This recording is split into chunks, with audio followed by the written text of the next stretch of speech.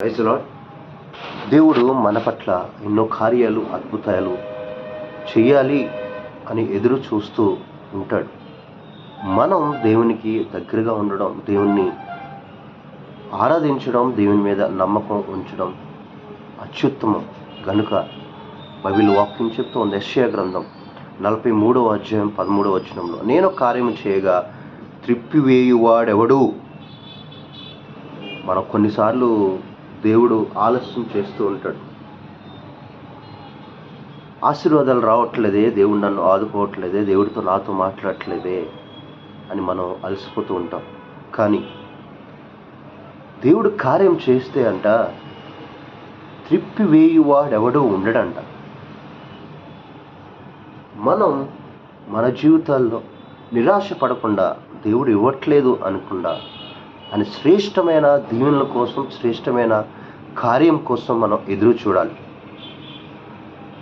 ఒక్కసారి దేవుడు మన పట్ల కార్యాన్ని, దీవెనలు చేశాడు అంటే దాన్ని ఎవరో కూడా వెనక్కి తీసుకోరంట. అది పర్మనెంట్, శాశ్వతమైన కృప మాత్రమే, శాశ్వతమైన కార్యము మాత్రమే దేవుడు మన జీవితాల్లో చేయడానికి ఇష్టపడుతూ ఉంటాడు. ఇది కొద్దిసేపు ఉండి, కొద్దిసేపు దీనిని దీవెనలతో ఆశీర్వదించి తర్వాత నువ్వు వెనక్కి మళ్ళీ వెళ్ళే ప్రయత్నం చేయడానికి దేవుడు ఇష్టపడట్లేదు. కానీ ఓపిక, సహనం ఉన్నప్పుడు, భక్తి ఉన్నప్పుడు,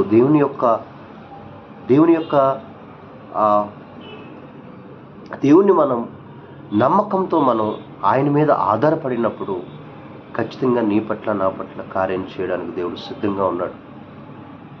యెషయా గ్రంథంలో 43:13వ వచనంలో, నేను కార్యము చేయగా త్రిప్పివేయువాడెవడు.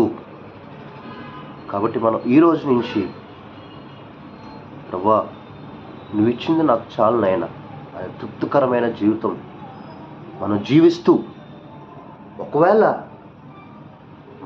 మన యొక్క నిజాయితీ, మన భక్తి, మన నమ్మకం దేవునికి అంగీకారంగా ఉంటే దేవుడు ఖచ్చితంగా నిన్ను ఆశీర్వదిస్తాడు. ఒకసారి దేవుడు ఆశీర్వదించాడు అంటే, ఒకసారి నీ పట్ల దేవుడు కార్యం చేశాడు అంటే, మళ్ళీ ఎప్పుడు కూడా దాన్ని వేరే వాళ్ళు మళ్ళీ వాటిని వెనక్కి తీసుకోవడం, లేదా నీ ఆశీర్వాదాలను వేరే వాళ్ళు దొంగిలించడం అనేది జరగదు. అప్పటి వరకు మనం ఖచ్చితంగా వేచి ఉండాలి. కానీ ఖచ్చితంగా దేవుడు చేయగలడు. ఎప్పుడు చేస్తాడో అంటే, టెంపరీగా బ్లెస్సింగ్స్ అనేది దేవుడు, పర్మనెంట్గా బ్లెస్సింగ్స్ అనేది దేవుడు ఇస్తాడు. శాశ్వతమైన కృప కోసం, కార్యాల కోసం మనం ఎదురు చూడాలి. ఎందుకంటే దేవుడు మనం దేవుని మీద ఆధారపడాలని,